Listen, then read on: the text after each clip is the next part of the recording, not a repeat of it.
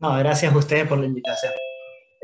Bueno, primero que todo, ya después de esta gran presentación que nos han hecho, esta ponencia que les vamos a dar habla de nuestro trabajo cotidiano. Los dos nos dedicamos, como se habrán dado cuenta, a lo que es la cirugía y a la medicina bucal o estomatología. Quisimos tratar de juntar esas dos áreas para mostrarle que tanto en lo que es cirugía como en lo que es estomatología, deberíamos saber algunos conceptos muy, muy, muy básicos para poder tratar ciertas patologías. A su vez, vamos a dar esta clase los dos juntos porque trabajamos juntos y estamos en las mismas cátedras, compartimos los mismos criterios y es una recomendación que yo les doy a ustedes. Busquen una mano derecha en la cual apoyarse para que sus cirugías sean mucho más limpias y los pacientes estén más contentos, sean más rápidas y con menos problemas eh, o, digamos, Complicaciones. complicaciones, exactamente. Bien. Bueno, yo también les quiero agradecer la invitación para no dilatar más el inicio de la ponencia. Simplemente decir o recalcar que la idea de esta exposición de casos clínicos no es dar cátedra en el sentido de imponer criterios ni nada del estilo, sino compartir nuestra forma de trabajo. Creemos que siempre se puede aprender del otro, de las exposiciones de los otros, de los criterios y de las formas que tienen todos los odontólogos alrededor del mundo, así que la idea nuestra es simplemente compartirles y que si algo les sirve para su práctica diaria, bienvenido sea y lo puedan aprovechar. Vamos. Bueno, nosotros hemos ordenado esta exposición presentando cada paciente con una breve introducción. Nuestro primer paciente es un paciente de sexo masculino que tenía 40 años de edad, tiene 40 años de edad, que concurre a nuestra consulta con una derivación en donde se solicita la exodoncia del elemento 48 porque previamente su odontóloga tratante había visto por imagen radiográfica una imagen que se puede decir que es compatible con una reabsorción dentinaria. Recordemos que las reabsorciones dentinarias hoy en día pueden ser tanto internas como externas. Esta fue la radiografía que nos compartieron del caso. Voy a poner el puntero láser, así se ve mejor. Podemos ver que este es el elemento 48. Vemos en la zona del ápice como sobre la raíz distal de este elemento tenemos toda una zona radiolúcida alrededor de esta raíz y de por sí se podría decir que nos falta la mitad de la raíz distal. La raíz mesial está medianamente completa y vemos también una alteración a nivel de la cámara pulpar de este elemento. Si nosotros buscamos en la bibliografía o leemos un poco algunos artículos publicados, si bien no hay muchos en los últimos 10 años, las reabsorciones dentinarias externas últimamente se las ha relacionado con lo que son las presiones excesivas, como por ejemplo los contactos prematuros, y con los movimientos ortodóncicos. Nosotros creemos que en este caso, juntando un poco la información clínica, radiográfica y diferentes pruebas que se fueron haciendo por un endodoncista y por la clínica que vimos nosotros, creemos que esto puede tratarse de una reabsorción dentinaria externa, ¿sí? Porque de por sí, ya van a ver en la situación clínica, este elemento que vemos a la derecha de la radiografía es el elemento 46. Tenemos la falta del elemento 47 y la presencia del elemento 48. Entonces, ante la falta de este elemento, es que se ha producido el volcamiento del elemento 48 y que recibe fuerzas excesivas durante el acto de masticación. Entonces, por eso es que creemos que se trata de una reabsorción dentinaria externa. Si lo miramos clínicamente, nos encontramos con esta situación. Dijimos que teníamos presente el elemento 46, la ausencia del elemento 47 y presencia en boca con mesioangulación del elemento 48. Por eso se decide la exodoncia del mismo. Hicimos técnica anestésica al nervio dentario inferior, regional, y al nervio bucal, a fondo del surco vestibular. Y la verdad es que fue una cirugía simple. Estas fotos las ponemos para demostrar que aquello que nos enseñan en la facultad para sacar elementos dentarios con pinzas es más que válido, ¿sí? Se usan en muchísimas situaciones. Debemos tener en cuenta la correcta posición de los dedos alrededor de los elementos dentarios, pero fue una situación que la pudimos resolver mediante una exéresis del elemento dentario con la pinza de molares inferiores. Vemos ahí la toma. El elemento dentario salió sin ningún tipo de problema. Podemos ver ya el alvéolo desalojado en estas dos fotografías. Y nos parece interesante mostrarles ya la pieza dentaria extraída, ¿sí? Esta es la pieza dentaria. Vemos acá, en la zona apical, todo este proceso que probablemente tenga tejido de granulación y proliferación de fibras colágenas que ocupan esa parte de la raíz distal que nosotros veíamos en la imagen radiográfica. Acá tenemos otra imagen desde otro ángulo. Vemos como aquí se ve el interior de la raíz distal.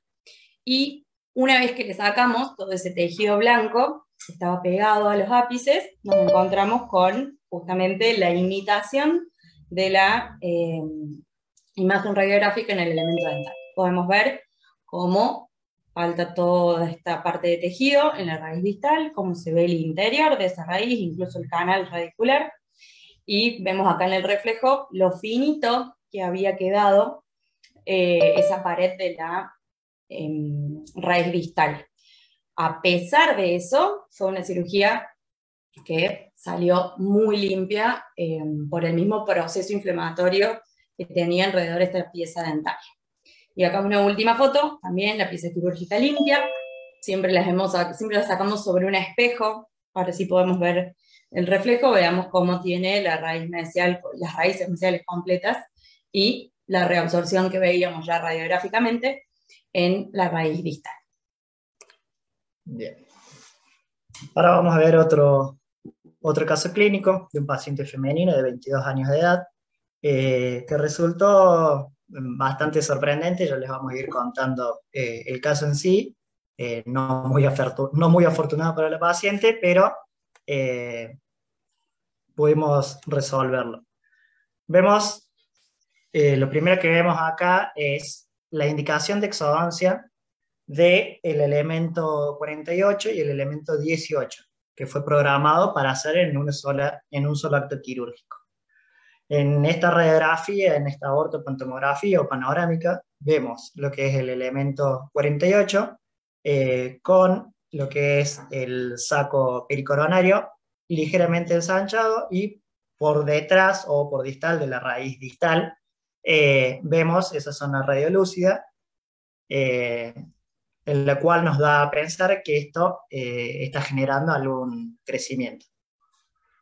Clínicamente vemos esta situación que no se vería si no tuviésemos la posibilidad de hacer una radiografía. Comenzamos con lo que es el abordaje. Dentro del abordaje, bueno, se levantó un coleajo mucoperióstico justamente para que no sangre. Es importante hacer un buen coleajo mucoperióstico justamente para evitar el sangrado. Una vez que nosotros tenemos un campo limpio, como se puede ver acá, el hueso, en esta parte que está no sangrante, podemos empezar a hacer lo que es la osteotomía. Si vemos en la siguiente foto, se logró hacer lo que es la osteotomía y continuamos con la exéresis de este elemento. Sin mayor problema. Se hizo también, si ustedes se fijan en lo que es la parte coronal, una mueca, ¿sí? en la que nosotros buscamos generar espacio para que pudiera rotar hacia distal y lograr sacar este elemento. En esta exéresis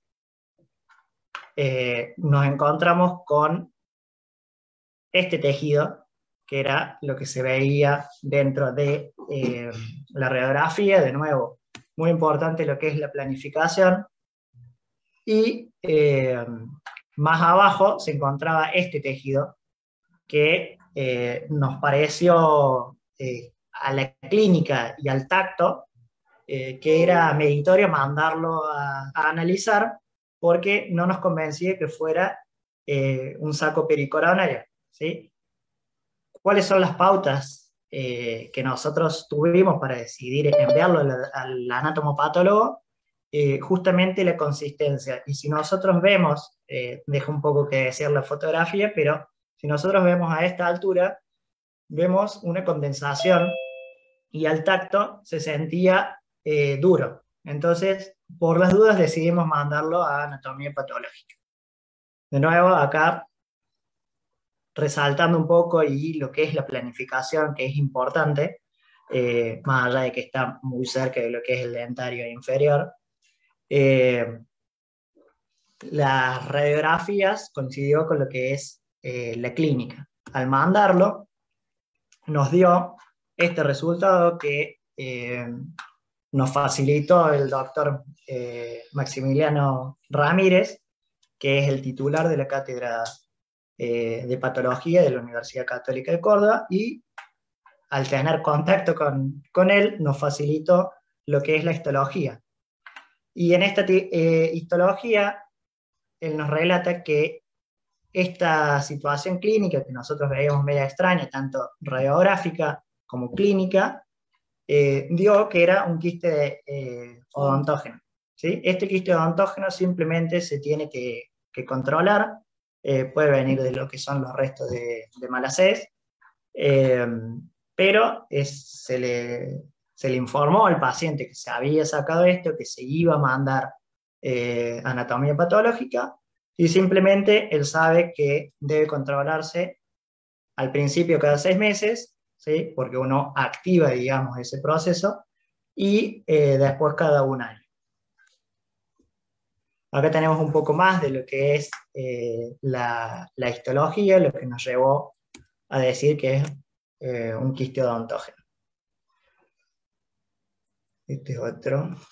La misma indicación de la paciente. Habíamos dicho que era el 48 y el 18. Continuamos con la cirugía después de haber hecho el 48 y clínicamente no había mayor problema con este elemento.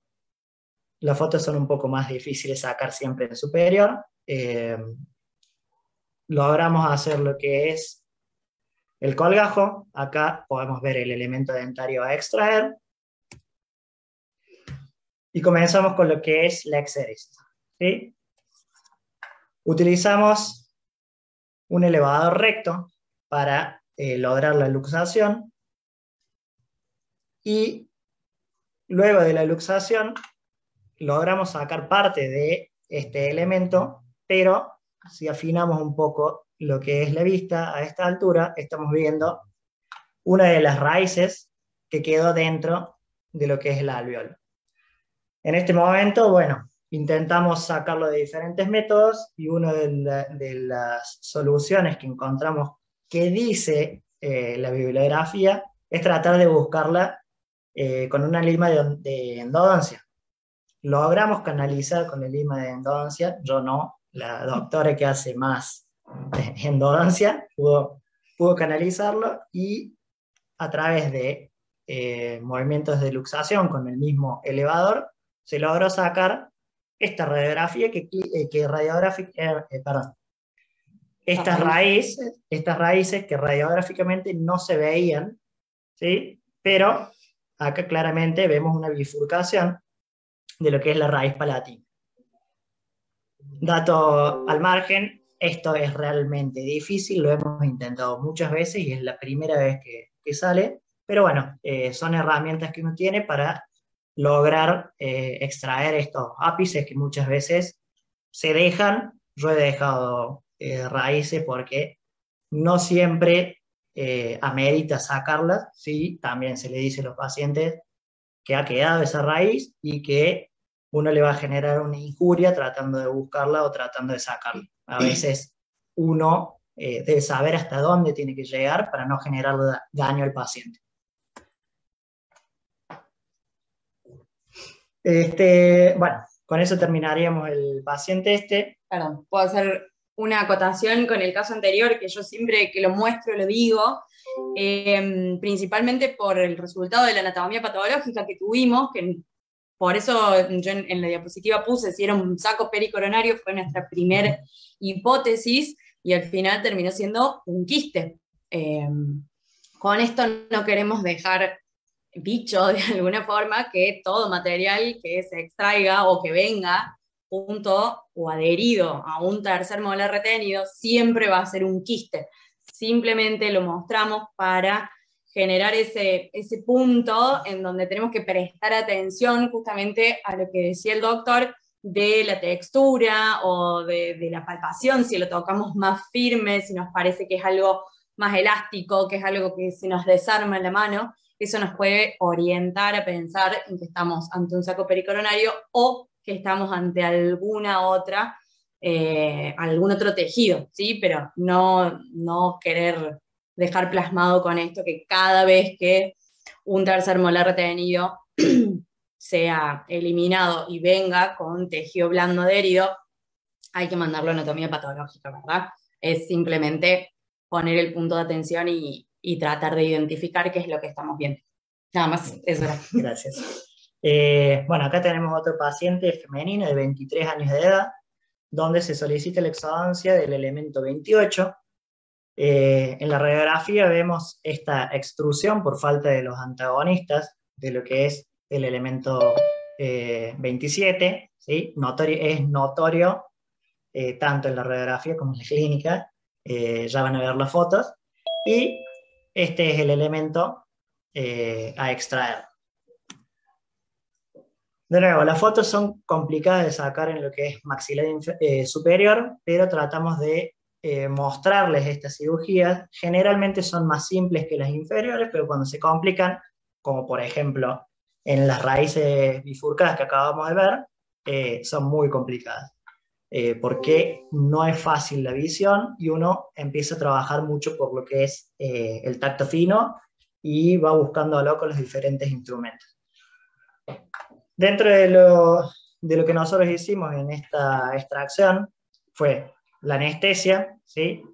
Podemos ver acá cómo genera el campo blanco, que eso nos ayuda a que la cirugía no sea sangrante, siempre con vasoconstricción, con un vasoconstrictor. Acá vemos clínicamente lo que yo les decía.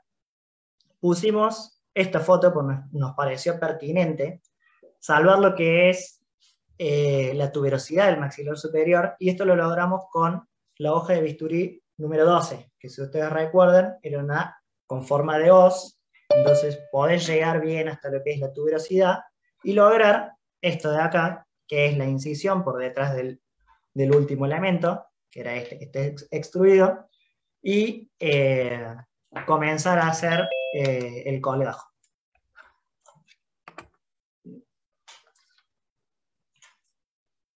Después vemos acá, una vez que levantamos el colgajo, de nuevo mucoperióstico, tratando de que sangre lo menos posible, se ve el elemento dentario.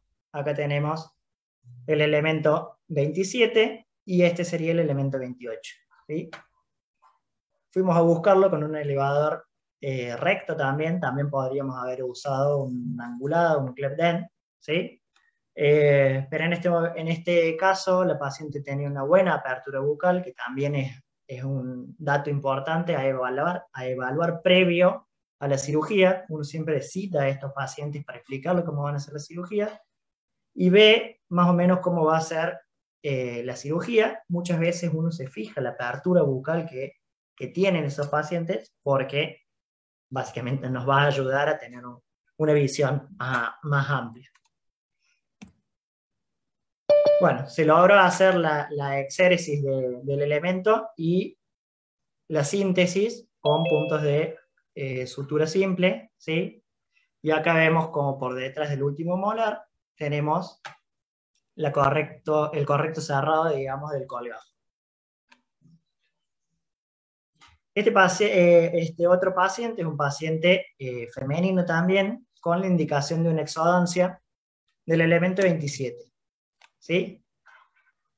Ya clínicamente veíamos un elemento bastante deteriorado, con una caries macropenetrante. La odontóloga que nos lo envió nos pidió que tuviésemos cuidado porque la paciente era bastante temerosa, así que tuvo, de nuevo, una consulta previa. Está bueno siempre hablar con los pacientes, tranquilizarlos, mirar las radiografías y estudiarlas antes de hacer una cirugía. A veces no se puede esperar y necesita una solución rápida, pero en este caso pudimos hacer una buena planificación. Como situación inicial clínica, vemos la caries que produjo la destrucción del elemento, y comenzado lo que es la exéresis, se produjo la ruptura planificada, o esperada más que planificada, de la corona. Acá vemos cómo queda el lecho, ¿sí? Y vemos las raíces. Se optó por hacer una osteotomía con material rotatorio. También puede hacerse con, que yo hubiese preferido en este caso, por ahí con martillo y cincel, aunque parezca más cruento.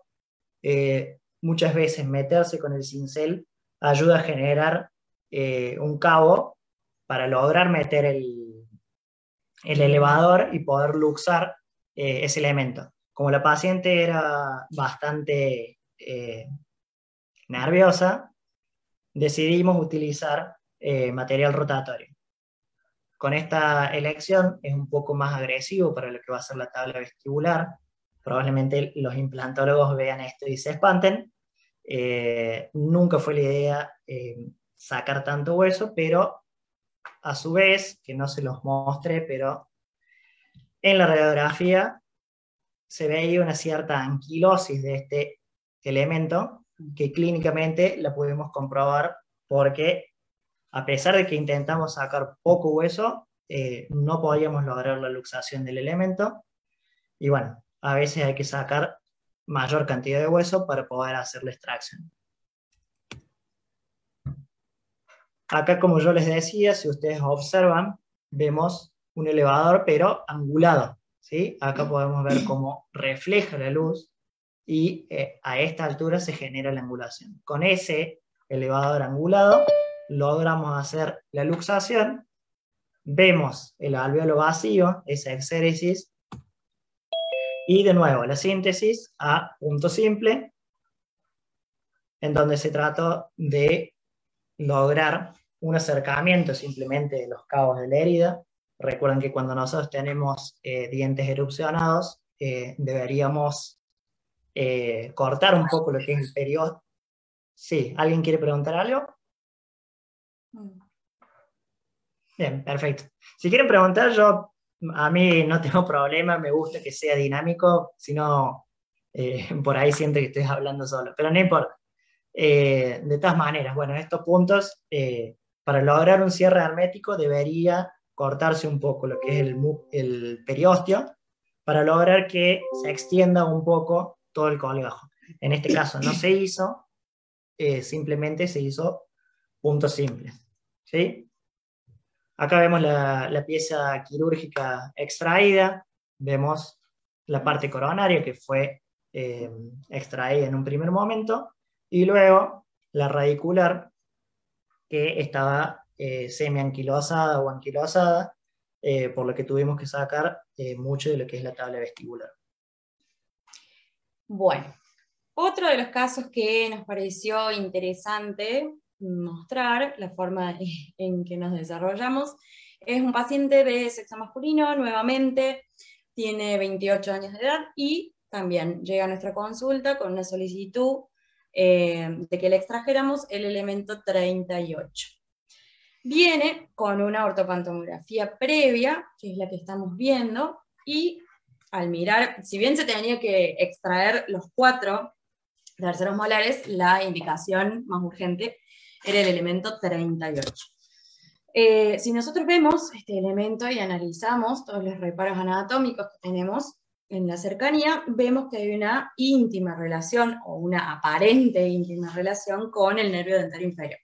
Ante esta situación, nosotros lo hablamos con el paciente, le mostramos esta imagen, le explicamos cuáles eran las posibles consecuencias o efectos secundarios de hacer una exodoncia de este tercer molar y lesionar este nervio dentario inferior, y decidimos, previamente a la exodoncia, pedir un estudio de diagnóstico por imágenes un poco más complejo y que nos permitiera tener una imagen más real y más fidedigna de cómo era esta relación que teníamos del tercer molar, del elemento 38, con el elemento, con el nervio dentario inferior, ¿sí? Porque recordemos que en la ortopantomografía nos falta un plano, el tercer plano, o la profundidad. Entonces, ante esta situación, se le pidió una tomografía de tipo CONBIN, y, a ver, tengo que sacar el puntero, denme un segundo. Bueno, no, capaz que no, acá está, ahí va.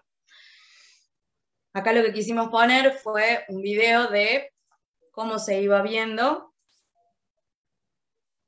en la CONBIN la relación que tenía nuestro elemento a extraer con el nervio dentario inferior. En 2 cortes los hemos colocado. En este corte que estamos viendo y que va avanzando, estamos yendo de posterior hacia anterior. Entonces esto primero que estamos viendo a esta altura son las raíces de nuestro tercer molar, de nuestro elemento 38, y este reparo anatómico que vemos por aquí debajo es nada más ni nada menos que el conducto del nervio dentario inferior. Entonces, ya con esta imagen nos permite ver que, si bien estamos muy cerca, la tabla que recubre ese conducto por donde discurre el nervio dentario inferior está íntegra. Entonces tenemos una pequeña cantidad de hueso que nos separa nuestras raíces del nervio dentario inferior. Vemos que a medida que nos venimos hacia anterior, acá ya estamos viendo la cara oclusal y lo poco que queda de la cámara pulpar, el nervio dentario inferior cada vez se aleja más, lo cual nos permite programar, de cierta forma, nuestra cirugía y las medidas a tomar en la misma, ¿sí? Entonces, una vez analizada la ortopantomografía, una vez analizada la tomografía CONBIN, esta es la situación inicial con la que nos encontramos. Vemos que el tercer molar no está en boca, está total y completamente cubierto por encía. Decidimos hacer nuevamente, como siempre, anestesia al nervio dentario inferior y anestesia al nervio bucal. Voy a volver a esto. Una vez hecha la anestesia y comprobado que la misma haya surtido efecto, hicimos nuestra incisión y nuestro decolado. Generalmente tratamos de que los decolados sean medianamente amplios para poder tener una buena zona de visión y poder ver lo que estamos haciendo. Acá vemos, esto vendría a ser la tabla vestibular del cuerpo y la rama montante de la mandíbula, y acá vemos todo el hueso que cubre la cara oclusal del tercer molar que teníamos que extraer.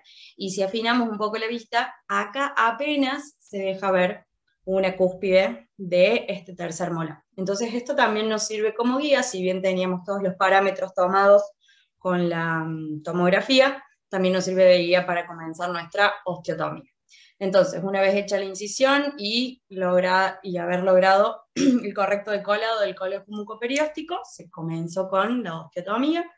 Decidimos hacer una osteotomía en la cara vestibular y en la cara distal del elemento 38, justamente para generar lugar para que al luxarlo, este elemento dentario tuviese viabilidad para moverse hacia distal y poder buscar su vía de salida.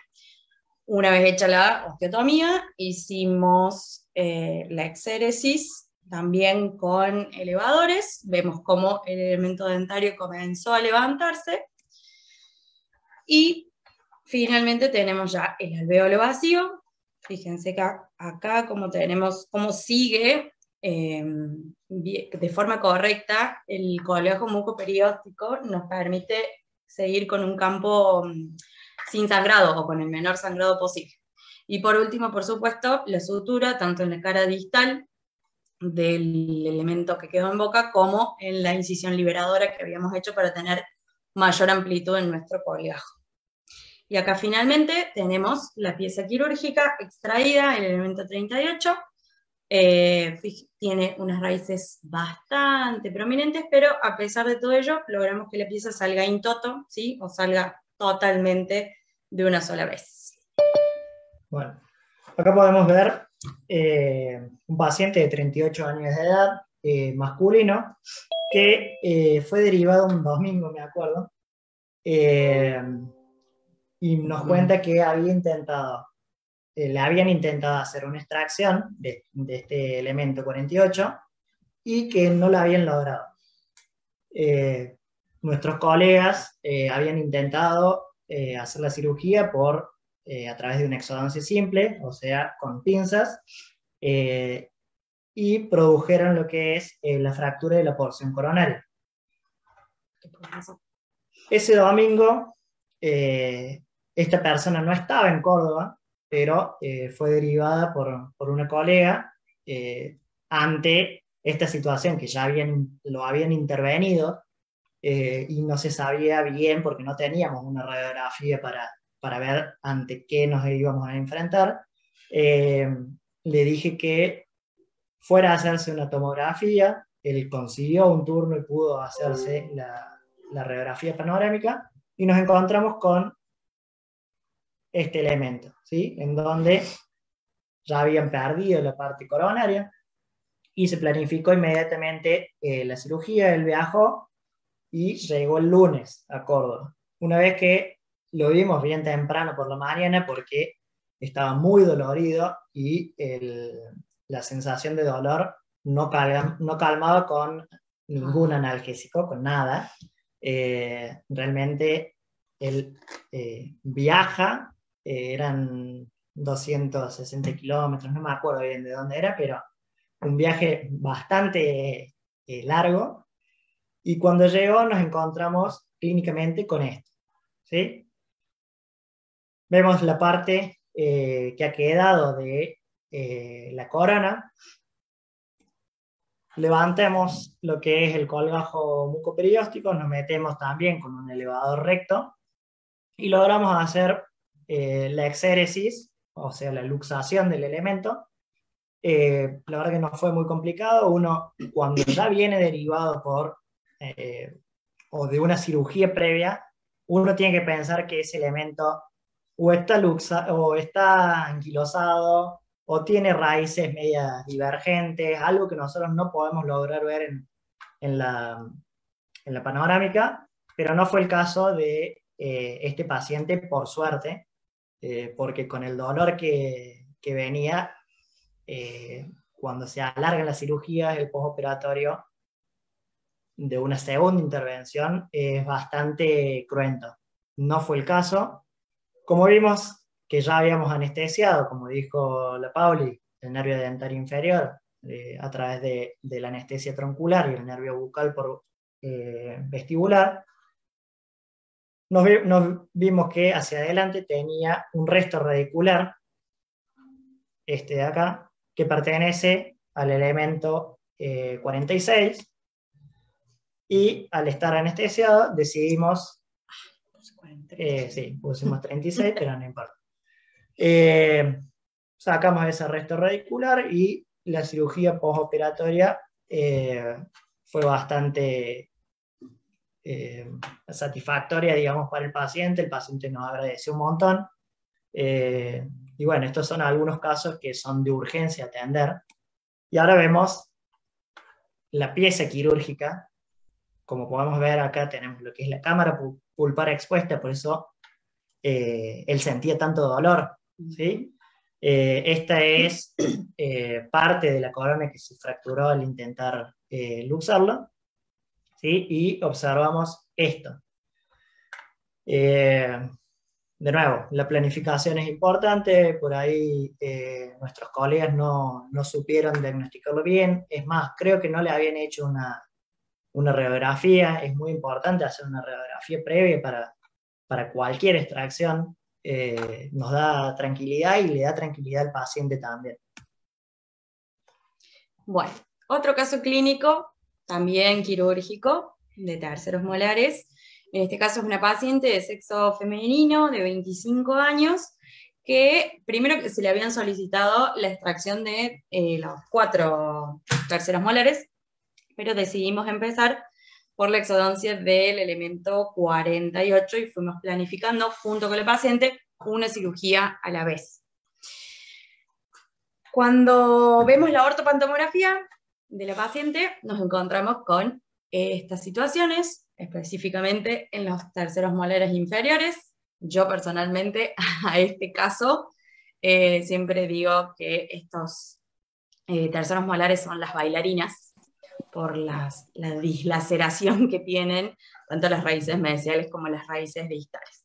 Entonces, bien, no puse la tomografía. Bueno, a esta paciente, cuando vimos esta situación, cuando vimos la presencia de este tipo de raíces, la relación con el nervio dentario inferior, a esta paciente también se le pidió una tomografía, que no le puse en la exposición, y una vez analizada esta tomografía con BIM, como la que vimos anteriormente, se planifican las cirugías de los terceros molares. Esta fue la situación inicial. La paciente se planificó hacer primero esta extracción, el elemento 48, porque como vemos, tenemos una cúspide, la cúspide mesiovestibular ya presente en boca, fue la única parte del diente que erupcionó. Entonces, eso generó que hacia la cara distal se formara una especie de bolsillo entre la cara oclusal del elemento dentario y la encía que lo recubre, que dejó de estar íntimamente adherida. Entonces esto le generó a la paciente repetidas pericoronaritis hasta que tomó la decisión de hacer la exodoncia de su tercer molar. Entonces por eso decidimos empezar por la exéresis del elemento 48. Como siempre, anestesia, nervio dentario inferior, nervio bucal, comenzamos con la incisión. Siempre recordar que para hacer la incisión palpemos que tengamos un tejido sustentable, un tejido óseo donde apoyarnos, donde ir con nuestro bisturí. Hicimos incisión liberadora también para darle un poco de amplitud a este colgajo y que nos permitiera ver. Y una vez decolado el colgajo nos encontramos con aproximadamente la mitad de la cara oclusal del elemento 48. Ahí comenzamos con la osteotomía también, hacia la cara distal y hacia la cara vestibular para generar un espacio para que al momento de la luxación este elemento dentario tuviese lugar para poder salir y desalojar el alveolo. Una vez realizada la osteotomía, comenzamos la luxación del elemento con un elevador recto ubicado en lo que se denomina la cara quirúrgica del elemento dentario, que es la cara mesial siempre, y en esta foto de acá arriba podemos ver cómo ya se había producido la exéresis del elemento. De hecho, lo que vemos acá no es nada más que el tejido óseo que quedó alrededor del elemento dentario.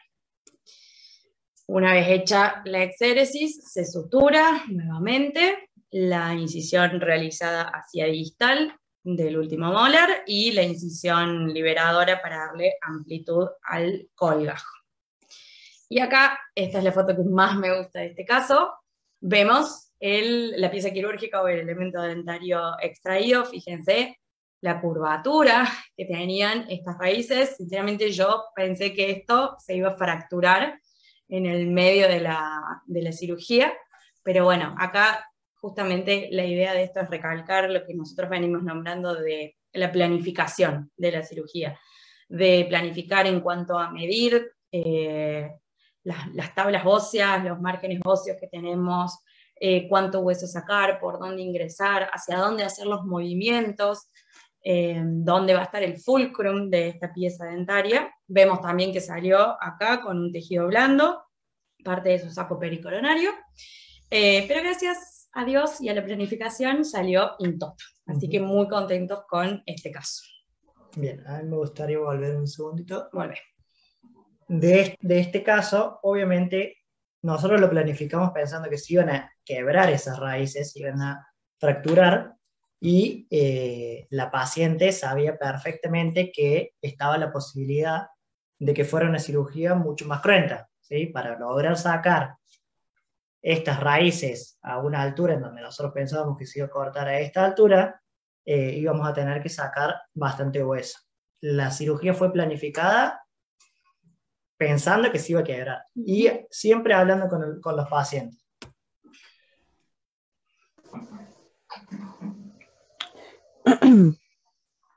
Sí, ¿alguna pregunta, Ana?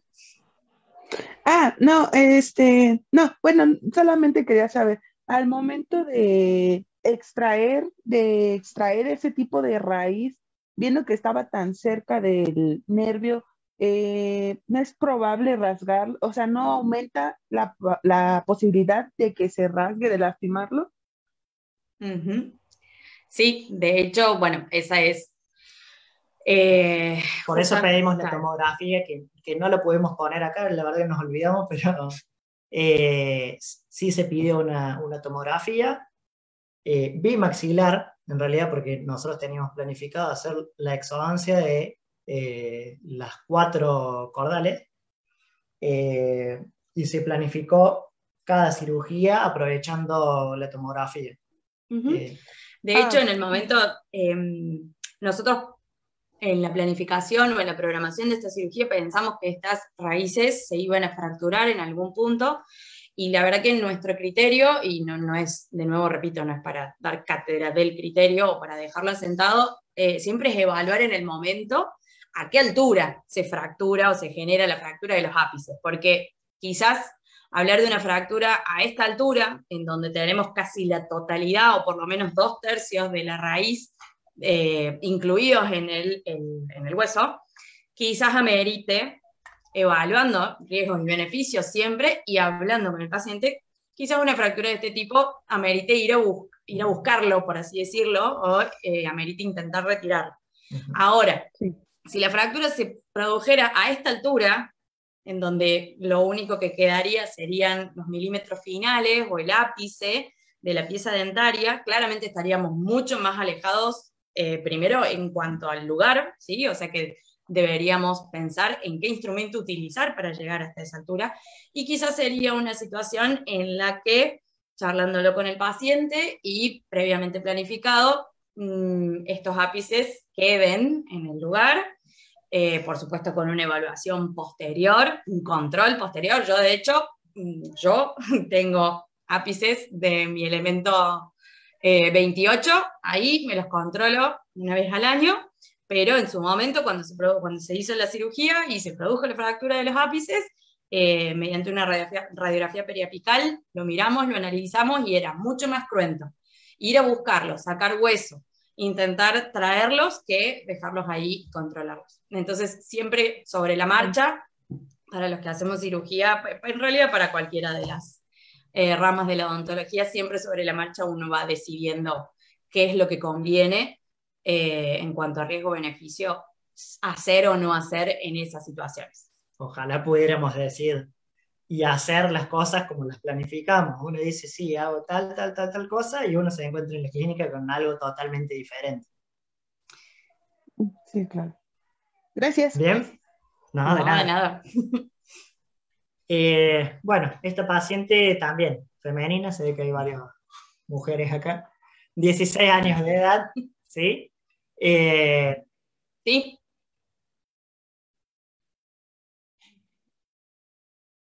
Sí, María Fernanda. Y tenía una duda, ¿cuál sería los riesgos de dejar los ápices dentro de hueso? Bien, los riesgos de dejar, por ejemplo, estos ápices, ya que estábamos hablando, es la relación que tiene con el dentario, ¿sí? Esos ápices, dentro de lo que es el hueso, por un mismo remodelado que se da naturalmente, pueden viajar y empezar a comprimir el nervio dentario en lo que es el maxilar inferior, y lo que es maxilar superior, tenés lo que es la relación con el seno maxilar. Entonces, muchas veces esos elementos dentarios, esos ápices dentarios o esas raíces que han quedado de una cirugía, tienen que ser controladas justamente para que no vayan a estos lugares anatómicos que podrían producir algún problema. Simplemente es un control, hablarlo con el paciente y saber que eso está ahí. Si en algún momento amerita meterse a buscarlo, porque la radiografía uno está viendo que ese ápice está viajando, por ejemplo, a lo que es el seno, o ya se introdujo en el seno, rompió la membrana. O de pronto hizo algún tipo de proceso quístico o de proceso inflamatorio, de que empecemos a ver de que alrededor, de ese ápice se empiece a formar un halo radiolúcido o de pronto se empiecen a bombar las tablas, si hablamos del maxilar inferior, son todos indicios que, bueno, nos llevan a pensar en que hay que abordar una segunda cirugía para justamente extraer este cuerpo extraño que ha reconocido el organismo. Uh-huh. De hecho, había un caso parecido a eso, pero no terminamos de armarlo bien. Pero si alguien quiere quedarse después de que terminemos la ponencia, podemos buscarlo y mostrarle. Lo tenemos acá en la computadora, así que lo vamos armando entre ustedes si quieren. No hay problema. Bueno, de nuevo, volviendo a la chica esta. No, de nada. Paciente femenino, bastante joven, de 16 años de edad, que estaba con una ortodoncia. El ortodoncista intenta lograr llevar el canino hacia lo que es la arcada, pero no se logró. Pasado un tiempo, la ortodoncista con buen criterio nos pide la exodoncia del elemento, ¿sí? Y acá vemos en la radiografía que también se pidió una tomografía. ¿La pusimos? Bueno, no. Bueno, tampoco pusimos esta, pero sí se pidió tomografía. Vemos el elemento 13, ¿sí? Que está, bueno, yo sé que está por palatino acá, pero en las panorámicas no podemos saber si existen algunas técnicas en donde podemos angular el rayo, como la técnica de Clark, y poder deducir si está por vestibular o por palatino. En este caso, yo sé que está por palatino, ¿sí? Y siempre es bueno planificar con el Convin, y es un estudio que cada vez es más accesible a los pacientes. Tal vez hace unos años era un estudio un poco más costoso, pero la verdad que al día de hoy no tengamos miedo en pedir tomografías porque nos ayuda mucho a nosotros y al paciente. Bueno, vemos el elemento dentario, clínicamente se podía ver, así que eso es algo muy bueno en lo que es cirugía, pues ya dejamos de sospechar si está por vestibular, por palatino, hacia dónde vamos, siempre queda la duda. De hecho ha pasado alguna cirugía que dentro de la Convin pensamos que está más hacia palatino y se encuentra entre los elementos dentarios. En este caso, tener una visión clínica es una seguridad. Bueno, vemos la situación clínica del elemento del canino retenido, que intentaron llevarlo hacia la arcada y no se logró. De nuevo, estas cirugías son un poco más cruentas, ¿sí? La paciente también es avisada, sabe que va a tener que estar muy tranquila, que el postoperatorio es molesto, y se comenzó con lo que es la incisión, festoneando y salvando lo que son las papilas, porque las papilas siempre tienden a retraerse después de una cirugía. Entonces dejamos una buena irrigación, fíjense los márgenes que tenemos acá, para que la papila no se retraiga, y se logra esta incisión. Se levantó el colgajo, de nuevo muco perióstico. Recuerden que del paladar nosotros tenemos un buen espesor de lo que es el epitelio, ¿sí? Y sacamos hasta el periósteo. Levantamos un buen colgajo. Aún así, miren lo sangrante que está, por más que nosotros tratamos de que sea lo más limpio. Esto, para mi gusto, está sangrante, ¿sí? Después de un tiempo se produce una cierta isquemia, eso pasa siempre, o lo contrario, tenés una isquemia, sangrado, y eso hay que controlarlo con gasas. en las fotos no están las gasas, pero siempre tengan muchas gasas que son de ayuda en la cirugía. Se comenzó con lo que es la osteotomía, con una fresa redonda, rodeando lo que es el elemento dentario, y acá podemos ver dos elevadores, uno angulado y uno recto. Algunos se preguntarán por qué usamos dos elevadores. No es por ejercer más fuerza, sino simplemente para guiar con este elevador que el elemento dentario se luxe y no se lleve puestas las raíces, ni del central ni del lateral. Que son algunas mañas que uno va adquiriendo con los años, que es importante para no generar la lesión del resto de los elementos que no queremos sacar. Entonces nos pareció pertinente poner esta foto en donde estos elevadores guían el movimiento o la exéresis o la luxación del diente para no lesionar sobre todo las raíces de los otros dientes. Y con eso, perdón que interrumpa, con eso también recalcar un poco el hecho de siempre usar el instrumental adecuado, en realidad de tenerlo de por sí. Si vamos a hacer algo, cualquiera sea la especialidad o la rama de la odontología que vayamos a hacer, siempre procurar tener todo el instrumental necesario, de buena calidad. Si necesitamos filo, con buen filo, en este caso hojas de bisturí que corten bien, elevadores que no estén torcidos, no estén doblados o algo por el estilo. Siempre recalcar el uso del instrumental adecuado e indicado para ese caso, porque además de todas las otras cosas, también nos facilita el trabajo, o en este caso, la exéresis de los elementos dentarios. Sí, es normal que hasta los elevadores, que son la principal herramienta que vamos a usar en la cirugía, sobre todo de retenidos, sean de buena calidad. Y aún siendo de buena calidad, suelen romperse, ¿sí? Así que no es garantía gastar mucho en un elevador, pero sí nos ayuda a tener una tranquilidad. Bueno, de nuevo, acá se logra la luxación del elemento 13. Acá vemos cómo se produce la exéresis, ¿sí? Bueno, vemos lo que es el alvéolo vacío y los puntos de sutura. Si agudizamos un poco la vista, acá se puso una esponja de colágeno para facilitar lo que es la cicatrización de este paciente. Recuerden también que es un paciente chico. La verdad que 16 años a esta cirugía es complicada y se necesita hablarla, hablarla porque era mujer, pero hablarlo en general, para que sepan que el postoperatorio van a tener que estar muy tranquilos. Bien, acá tenemos la extracción, digamos, de la pieza quirúrgica in toto, y con eso finaliza este caso clínico. Bueno, antes de continuar, Luis, ¿cómo venimos con el horario? Como para no extendernos de lo que estaba programado. No sé si andas por ahí.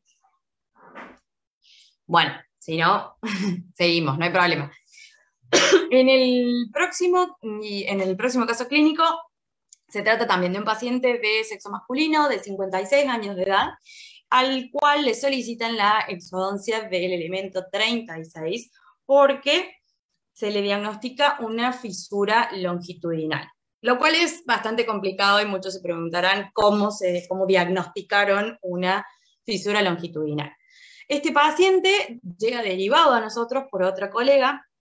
Esta colega, en el intento de salvar este elemento dentario, había planificado hacer un retratamiento de conducto, más allá de que estemos de acuerdo o no, yo simplemente comento el caso. Había planificado hacer un retratamiento de conducto, por lo cual toma el elemento dentario que estaba con una restauración previa que elimina. Acá podemos ver lo que queda de ese elemento dentario. De hecho, acá vemos una de las limas que estas son intentando sondear una de las raíces distales, perdón, pero aún así vemos que a nivel radiográfico y a nivel óseo tenemos, por lo que aparenta, una pérdida crónica de hueso y tenemos lesión de Furca, ¿verdad? Pero bueno, lo que se intentaba hacer a toda costa era salvar este diente y mantenerlo en boca el mayor tiempo posible. La endodoncista, al retirar justamente la restauración que había y al empezar a sondear para intentar realizar este retratamiento, se encuentra clínicamente, ella visualmente lo vio, nosotros no tenemos la foto, la presencia de una fisura a nivel de las raíces, que si mal no recuerdo lo vamos a ver en la foto, estaba casi a nivel de la Furca, por lo cual, bueno, se le informa al paciente cuál es el pronóstico de ese elemento dentario y de hecho después vamos a ver que esa fisura a nivel de la Furca se condice con esta pérdida ósea o esta lesión de Furca que vemos radiográficamente. Entonces, esta fue la situación inicial que nos llegó. Un elemento que en su momento había tenido una corona, ¿sí?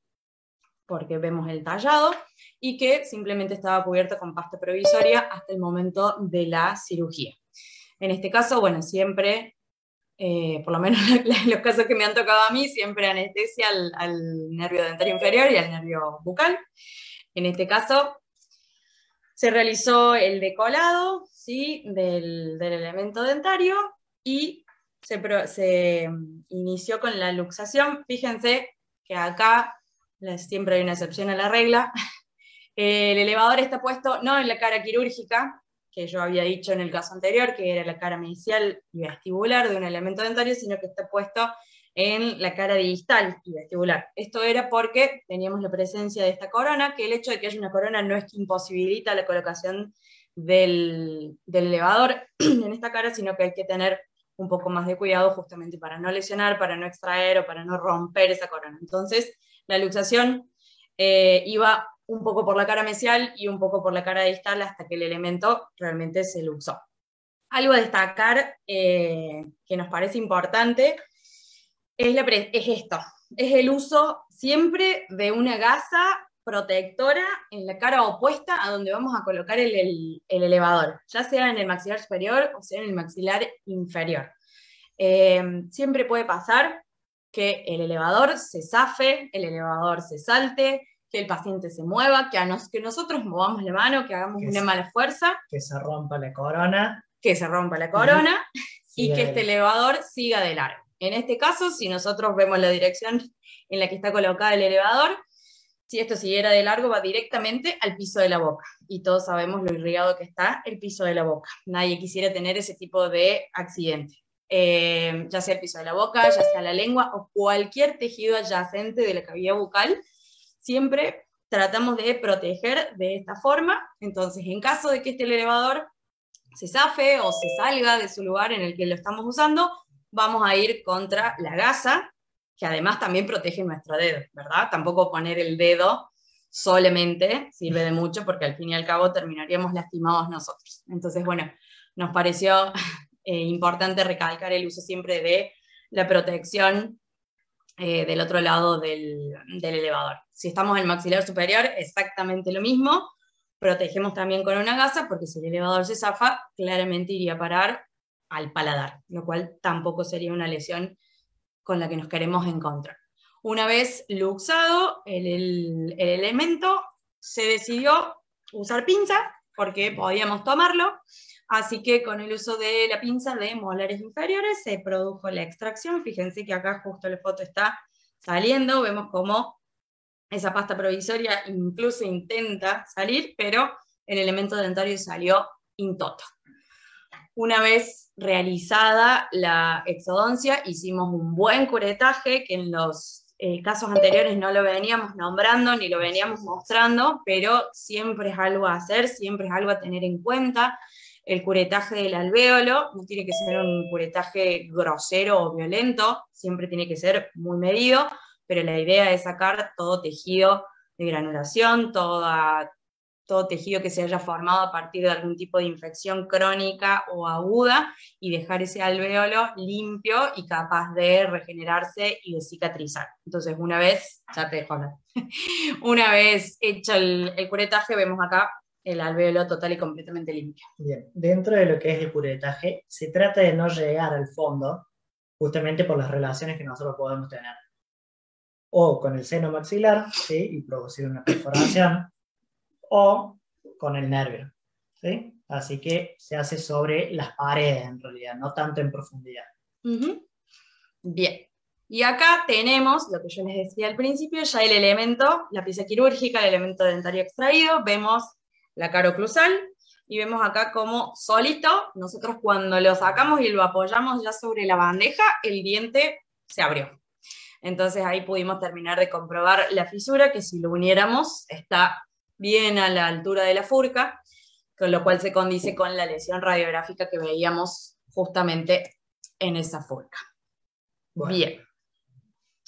En este paciente, también de sexo masculino, 32 años de edad, llega a nuestro consultorio y nos dice que tiene una bolita en la parte de adentro del labio inferior, ¿sí? Creo recordar que eran 1 o 2. Entonces, cuando hacemos la inspección clínica, nos encontramos con esta lesión, ¿sí? Semiográficamente hablando, y acá nos vamos muy a la parte de estomatología, esta lesión se podría decir que es un tumor. ¿Por qué? Porque simplemente es un aumento de volumen, carácter no inflamatorio, ¿sí? Es un agrandamiento que se produjo en la mucosa labial inferior del lado derecho del paciente. Así que al encontrarnos con esta situación, el paciente había veces que jugaba y que se mordía esta lesión, pero generalmente no le provocaba mayor molestia, simplemente que al tocarlo con la lengua, como estoy haciendo yo ahora por la cámara, le molestaba y era algo raro que tenía en su boca. Esa lesión la tenía desde hace 2 años y le había salido jugando rugby a través de un golpe. Bien. Nosotros, antes de pasar a esta parte quirúrgica, mediante la recolección de datos clínicos, como por ejemplo que la lesión había sido por un golpe, que hacía 2 años que lo tenía, y palpándolo, por supuesto, estas lesiones o cualquier lesión que se da en tejido blando se palpa, ¿sí? Se busca la consistencia. Teníamos 2 diagnósticos diferenciales en mente. Entonces, ¿qué se decidió hacer? Se charló con el paciente, se decidió hacer la eliminación de esta lesión. Por supuesto, primero lo que se hace es una anestesia de la zona. Generalmente la anestesia es perilesional, ¿sí? Nunca vamos a venir, acá sí se superpusieron los planos, pero en realidad la anestesia está mucho más atrás. Nunca vamos a venir a anestesiar directamente adentro de la lesión, sino que lo hacemos en toda la periferia de la misma, justamente para no alterar ningún tipo de característica que haya histológica por la colocación de la anestesia. Usamos esta pinza, no es una pinza, es una pinza con una cremallera atrás, que lo que hace es presionar el labio, genera una cierta presión, y algo a destacar es la presencia de esta gasa en el lado donde está la piel, ¿sí? Para que no quede la marca, para que no se lastime y principalmente para que no se haga un moretón, aunque puede hacerse. La cremallera de atrás, como si fuese un portaaguja, permite ir aumentando la presión, y esto lo que nos genera es una isquemia local, ¿sí? Para que justamente la cirugía y el campo quirúrgico sea mucho más limpio y menos sangrante. Si no tenemos esta pinza, tenemos un asistente que presiona con los dedos pulgares a la altura de las coronarias para cerrar el circuito de circulación sanguínea y permitir un campo lo más isquémico posible, porque si no, esta zona sangra muchísimo. Se hizo la incisión también perilesional con una pinza, se lo va tomando, una pinza lisa siempre, para no lastimar la lesión, se va cortando, se va retirando. Ahí empezamos a ver ya lo que es el lecho. De hecho, ahí vemos un vasito sanguíneo. Y fuimos levantando la lesión, y fíjense lo blanco que queda, a pesar de que dijimos que era una zona que sangraba muchísimo. Fíjense que el campo está muy limpito. Acá ya también seguimos viendo el lecho quirúrgico. De hecho, acá lo que apareció fue una glándula salival menor. Recordemos que es característico de la mucosa labial inferior que encontremos todas estas glándulas salivales que dan esa idea a la palpación como si fuesen perdigones, exactamente. Perdigones de escopeta. O, bueno, perdigones de escopeta. Una vez realizada la exéresis total de la lesión, acá vemos el lecho, ¿sí? En el fondo del lecho tenemos el plano muscular ya, y todas estas estructuras que se ven acá son las glándulas salivales menores. Por supuesto, se realiza la sutura, y ahí vemos a puntos separados cómo se hizo la sutura y cómo quedó posteriormente la lesión. Como todas las fotos que hemos mostrado hasta ahora, también tenemos la lesión que quitamos, que en este caso son 3 muestras, por así decirlo, 3 estructuras que se retiraron, y como todo material que se extrae, lo mandamos a anatomía patológica para terminar de confirmar nuestro diagnóstico. No sé si alguien se anima a decir qué puede llegar a ser esto. A mí me gusta interactuar, si no siento que estoy haciendo un monólogo. ¿Alguien se anima? ¿Alguien tiene una idea? ¿Qué puede haber sido esto antes de mostrar el resultado de la anatomía patológica? Yo podría pensar que, por lo mismo que dijeron que fue un traumatismo, podría pensar que podría ser un mucosele. Bien, mucosele, ese fue uno de nuestros diagnósticos diferenciales. De hecho, fue el principal. El principal, sí. Muy bien, mucosele sería uno. ¿Algún otro valiente que se anime? ¿Podría ser un fibroma? Fibroma sería otro de los diagnósticos diferenciales. ¿Alguien más? No sé si hay algún otro diagnóstico que les suene por ahí, o que piensen que se les haya ocurrido. Por ahora han nombrado los 2 que teníamos nosotros en mente desde un principio, que son el mucosele y el fibroma. Bueno, vamos a ver entonces qué era. La verdad que si yo tengo que ser sincera, para mí este caso era un mucosele por todas las características clínicas y por todos los datos que habíamos recogido de la anamnesis, esto de que fue por un traumatismo, de que hacía bastante tiempo que lo tenía. Cuando nosotros lo mirábamos a la palpación era blandito, parecía fluctuante, que se movía sobre el plano profundo. Cuando analizábamos la superficie era del mismo color de la mucosa. Eran todas características que de libro parecían que era un mucosele. Pero la realidad es que no fue un mucosele, sino fue un fibroma. Un fibroma por irritación o una hiperplasia fibrosa focal, dependiendo el nombre, dependiendo la literatura, es exactamente lo mismo. Y por eso lo pusimos a este caso, porque nos pareció súper interesante. Nosotros clínicamente decíamos que era un mucosele. Acá vemos el corte histológico, y a grandes rasgos, si nos acordamos algo de histología, acá vemos el tejido conectivo que está por debajo del epitelio, que es esto que vemos acá, y vemos la gran cantidad y la gran proliferación de fibras colágenas que hay en este tejido conectivo subyacente, lo cual claramente se condice con la presencia de un fibroma. Bien. Dentro de lo que es la clínica, ya hablamos de todas las características que nos daban a pensar que era un mucosele. Sin embargo, hay una semiotecnia que si alguien se anima o la pensó, se anima a nombrarla, es que nos puede ayudar a decir sí, esto es un mucosele. ¿Qué podríamos hacer clínicamente para terminar de ayudarnos a arribar a un diagnóstico entre fibroma y mucosele? A ver si alguien se anima también.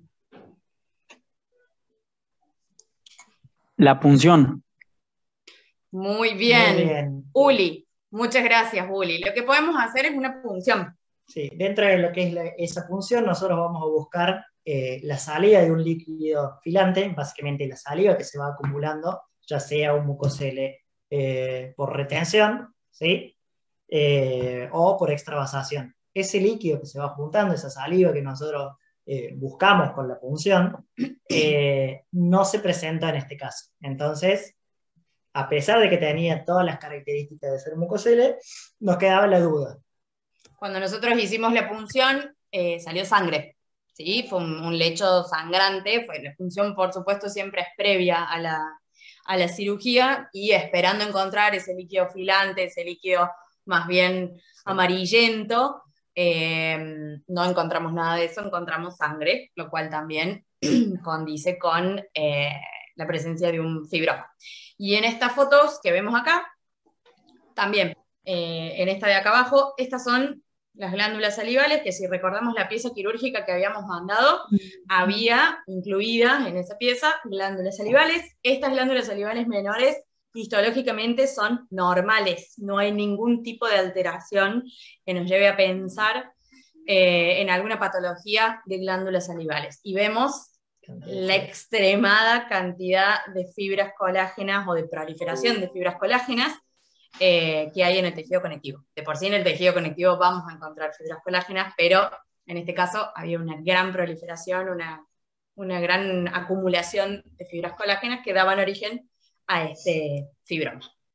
Y acá tenemos, este es un video que nos mandó el anatomopatólogo, que lo usamos para dar clases. Tiene sonido técnicamente, pero vamos a ver si funciona.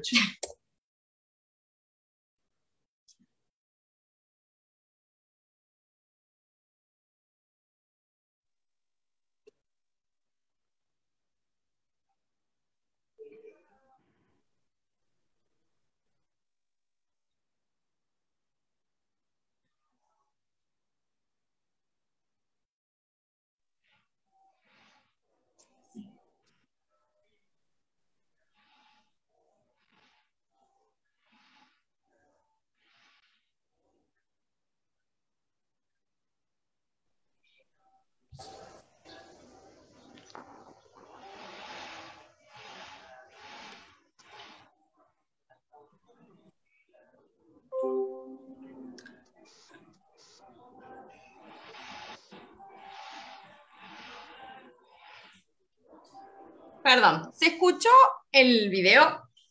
No, Porque Pauli. yo lo dejé correr No, y no Pauli. se escuchó. Bueno, bien, perdón, les debería haber preguntado antes. Básicamente lo que se muestra en el video es... Lo voy a volver a reproducir, Yo perdón. reproduciendo, pero yo sí la escucho. Este es un caso que me ha mandado el profesor Santiago con una glándula salival menor que parecía un mucocele, pero las glándulas salivales menores, pero sin patología glandular.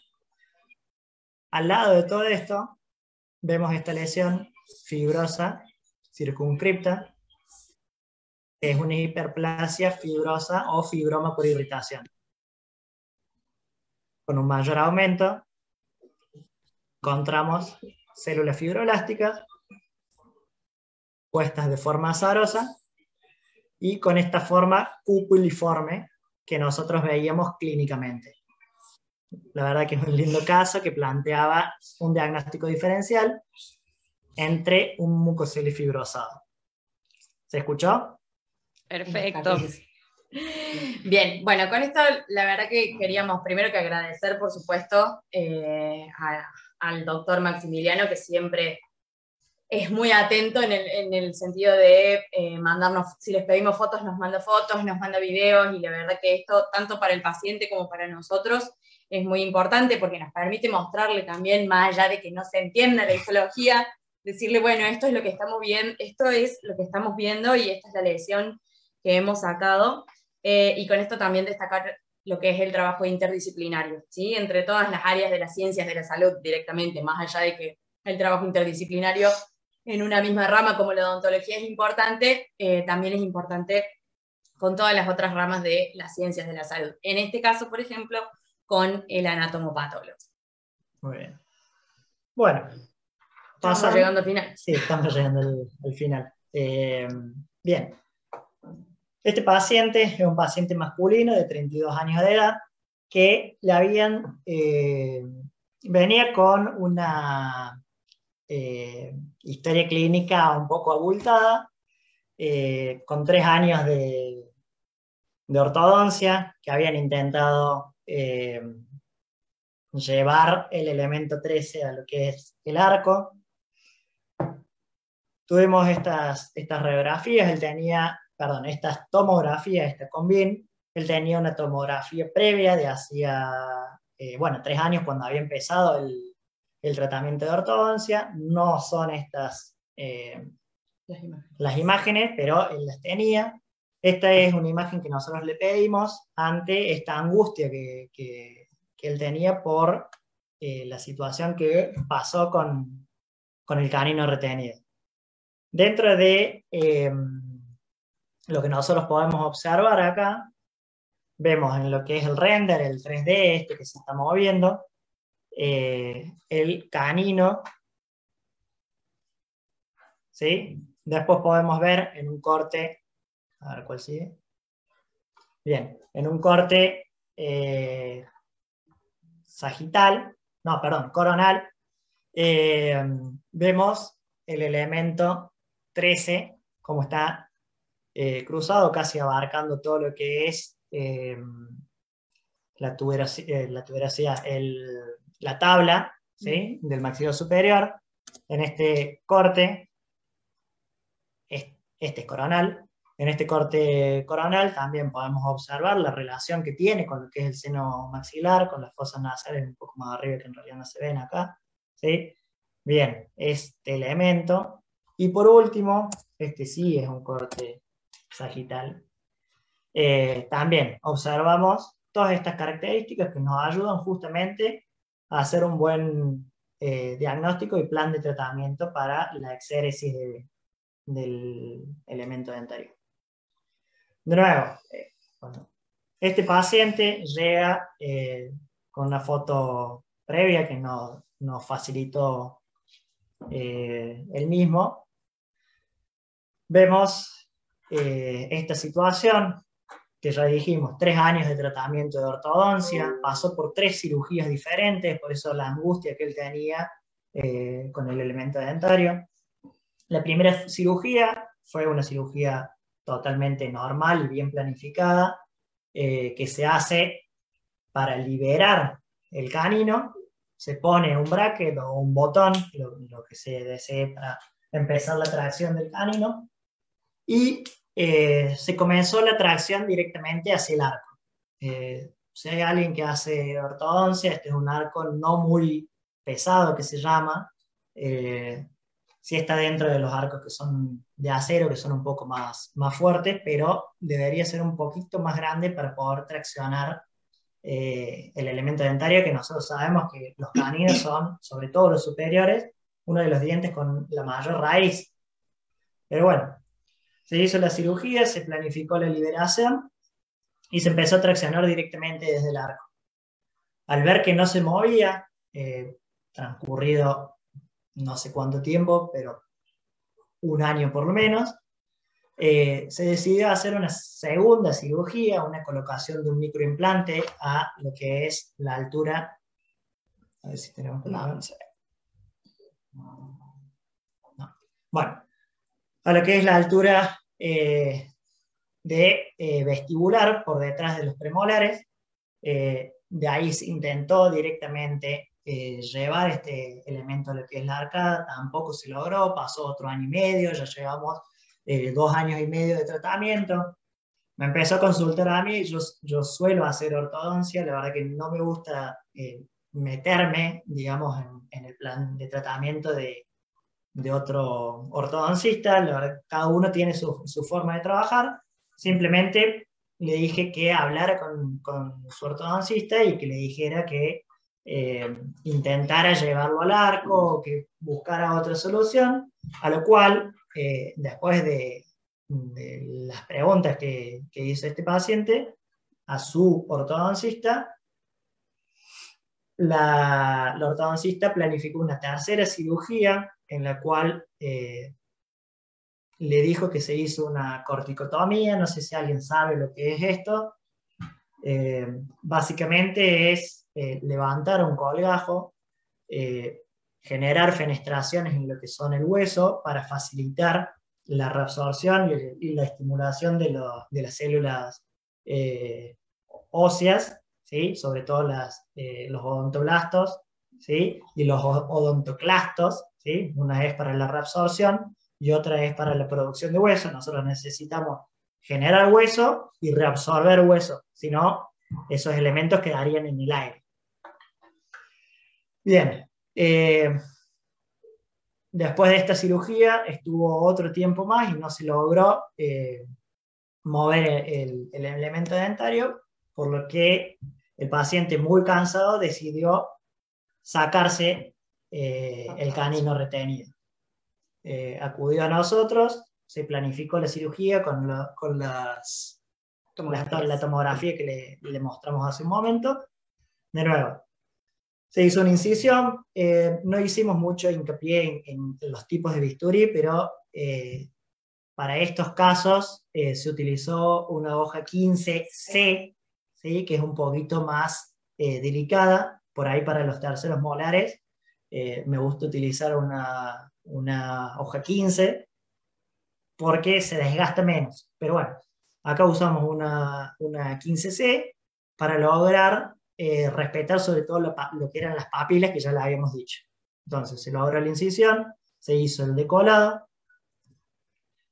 De nuevo, teóricamente esto se hace lo menos sangrante posible, pero sabemos lo irrigado que está el paladar y se logra el colgajo mucoperióstico y esta situación clínica. Podemos observar a esta altura el canino retenido, que ya había sido intervenido, que ya le habían sacado el botón o el bracket este que tenía adherido, y comenzamos con la osteotomía, ¿sí? Acá está sin osteotomía, empezamos con la osteotomía, también con una fresa esférica, seguimos produciendo la osteotomía, ¿sí? Y luego hacemos la odontosección de la parte coronaria, ¿sí? Se extrae la parte coronaria y después mediante elevadores se logra extraer la porción radicular.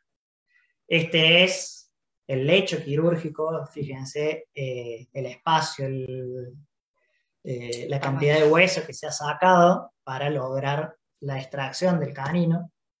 Y de nuevo, acá se utilizó suturas que cruzan la papila y vuelven para reposicionar el colgajo en su lugar. No sé si se ve en el otro.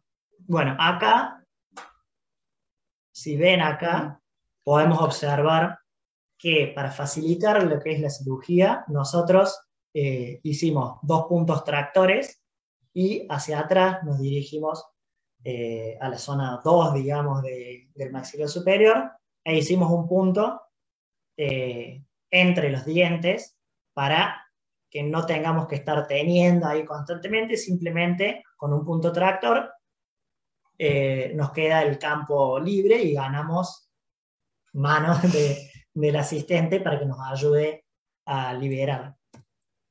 Bien, de nuevo, volviendo, se logró sacar la pieza dentaria, tenemos el lecho quirúrgico, la exéresis y las suturas a punto simple que pasan a través de los espacios interdentarios. ¿Sí? También dentro de la planificación se hizo esto que se conoce como placa de protección mucosa. Acá vemos por debajo de la placa de protección mucosa una gasa. La verdad que esto ayuda mucho, sobre todo porque nosotros tenemos que pensar que la mucosa masticatoria, que es la mucosa del paladar, está constantemente sometida a la fuerza justamente de la masticación, y con esta placa de protección mucosa el paciente puede comer y evita que se meta comida dentro del lecho quirúrgico. ¿Sí? Bueno, acá vemos el elemento dentario que se extrajo, ¿sí? La odontosección que se realizó, la parte coronaria y la parte radicular. Se hizo un control de este paciente a los 10 días, se retiró los puntos de sutura y esta es la situación en su momento. Después tenemos que a los 8 meses fue intervenido para hacer un implante de una colega que es Jessie Tomaselli. Esta misma colega es la que nos ayuda a sacar las fotos. De nuevo, Dentro de lo que es ser interdisciplinarios, está mucha gente por detrás de estas fotos. Entonces quiero destacar también la ayuda que ella nos brinda sacando fotos utilizando su cámara, que es una cámara profesional. Hay algunas fotos que ustedes se van a dar cuenta si vuelven a ver la presentación. Hay algunas fotos que son con celulares y otras fotos que son con cámaras que son otro mundo. Entonces, dentro de esta interdisciplinariedad, Jessie es la que generalmente nos saca o nos facilita su cámara para tener buena nitidez de fotos, y ella fue la que les realizó la colocación del implante. Esta vez me tocó a mí sacar fotos, así que vemos acá cómo tenemos cómo se levantó el colgajo. Podemos ver el espacio del hueso ahí, de nuevo siempre muy limpio. Acostúmbrense a trabajar en un campo que no sangre, no tengan miedo de levantar el colgajo mucoperióstico, porque si no levantamos con periósteo, sangra un montón. Recuerden que los vasos sanguíneos están entre el periósteo. ¿Sí? De nuevo, se fresó para lograr introducir después un pin, ver la pared, que sean paralelos, digamos, a los dientes. Y se colocó un implante, también se colocó una membrana para tener mejor cicatrización. Acá podemos ver por palatino la membrana. Acá tenemos la colocación sin la membrana puesta, el implante que fue colocado. Sutura, membrana y el implante. Esto es un provisorio que se hizo en el momento, y puntos de sutura simple para que cicatrice. Bien, bueno, este que sigue es el penúltimo caso, ¿sí?, que tenemos en nuestra presentación. Es un paciente de sexo masculino, se retrotrae un poco al caso anterior del cual yo hablé, de 18 años de edad, que también llega a nuestro consultorio y nos consulta. Nos dice que tiene un abultamiento. Recordemos que el paciente anterior decía que tenía una bolita, ¿sí? Pero en este caso este paciente nos dice que ese abultamiento crece y que se achica permanentemente desde hace un par de meses y que está ubicado en su labio inferior. Quieran o no, crean o no, esta parte de la historia clínica, esta anamnesis, esta recolección de datos, es muy importante, porque esta es una gran característica clínica de una patología que ya vamos a ver cuál es, o que muchos quizás ya están sospechando, y es que crece y se achica permanentemente en el tiempo. Algunos pacientes pueden decir que crece, se revienta, sale como un líquido, y después de eso se achica.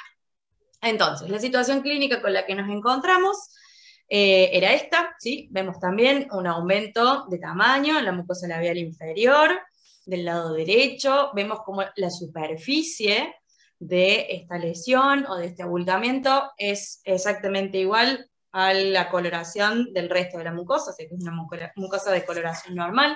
Vemos que está muy vascularizada. Y vamos a ver cómo sigue esto. Decidimos hacer la exéresis de esta lesión. Entonces, comenzamos con una incisión.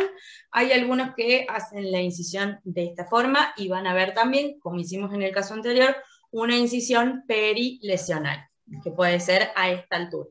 Fíjense, en este caso, que no estamos usando la pinza que mostrábamos en las fotos del fibroma, sino que estos de acá son, creo que mis dedos, presionando y sosteniendo justamente la mucosa labial inferior vertida para poder realizar la cirugía. Una vez realizada esa incisión, lo que nosotros buscamos es sacar la totalidad de esta lesión sin romperla, pensando en que es algo que se agranda y se achica, intentar sacar la lesión sin romperla. Entonces, con una pinza lisa y muy delicadamente, lo que se va haciendo es divulsionar los tejidos, intentando separar esta primera capa, este epitelio, en realidad, de la mucosa. Ahí vemos cómo con una tijera de divulsión, se va separando. El tejido, fíjense cómo va como emergiendo, ¿sí? Esta lesión bien redondeada, acá también la podemos ver, sin tomar los cabos de la herida con una pinza. Y acá tenemos la lesión totalmente expuesta. Y esto que vemos acá es de lo que hablábamos anteriormente, de la punción. Esto, cuando nosotros terminamos de sacar esta lesión, la lesión se revienta justamente, y este es el líquido que salió, o el contenido que tenía esta lesión. Es un líquido más bien amarillento, bien filante, que no es nada más ni nada menos que la saliva primaria que se está produciendo adentro de esta glándula salival. Entonces, ya, si juntamos los datos recabados por la historia clínica, que el paciente nos decía que se agrandaba y que se achicaba. Los datos de la clínica, ¿sí? La semiografía, que era una superficie lisa, una superficie medianamente del mismo color de la mucosa normal o un poco transparente, y si sumamos la semiotecnia, que no fue a propósito, en este caso la punción, pero que al retirar la lesión se revienta y sale este líquido filante, este líquido amarillo, medianamente ya podemos arribar por lo menos a una presunción de diagnóstico clínico. ¿Qué les parece que puede ser? A ver, Un mucosele. Un mucosele, exactamente. Bien, acá vemos cómo ya perdió ese cuerpo, esa forma redondeada que tenía la lesión, la estamos terminando de extraer. Ese es nuestro lecho quirúrgico, lo que estamos viendo acá debajo en el lecho es plano muscular, este es el músculo. Entonces acá simplemente lo que se hizo fue suturar. Siempre decimos que hay que ser muy delicados al momento de suturar este tipo de biopsias, básicamente, o este tipo de incisiones que se hacen mayormente en la mucosa labial inferior. ¿Por qué? Justamente por la presencia de las glándulas salivales menores. Porque si nosotros profundizamos mucho con la aguja, fíjense que la aguja, nosotros estamos tomando acá uno de los labios de la herida, bien la capa superficial, y la idea es suturar y aproximar estos labios lo más delicadamente posible. Más profundo vayamos con la sutura, mayor probabilidad de lesionar otra glándula salival que no haya estado afectada tenemos. Entonces, quizás podemos ser nosotros los que con la misma sutura podemos generar otra lesión diferente, o nueva en realidad, simplemente por el traumatismo de una glándula salival. ¿Qué puede pasar, pero simplemente decirlo para que seamos cuidadosos. Acá vemos ya los puntos separados, hechos de la lesión, y la pieza quirúrgica extraída, que fue la que mandamos a analizar anatomía patológica.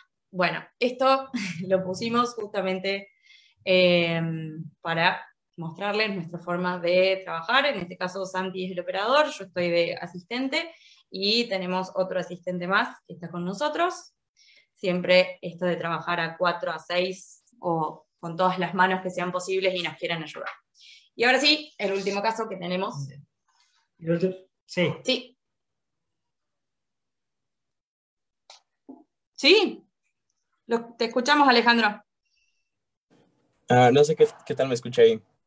Perfecto. Muy bien. Ok, buenas tardes. Una pregunta, ¿por qué en este caso se decidió hacer la incisión a través de la lesión y no en la periferia? Justo en este caso, nosotros teníamos un vaso, a ver si lo puedo mostrar, que se encontraba hacia lo que es mesial. A ver. No sé si... No se ve. Nosotros a esta altura teníamos un vaso que discurría así. Entonces, para evitar ese vaso, se decidió hacer la sutura sobre la incisión sobre el mucosele. Generalmente lo hacemos perilesional porque ayuda a sacarlo.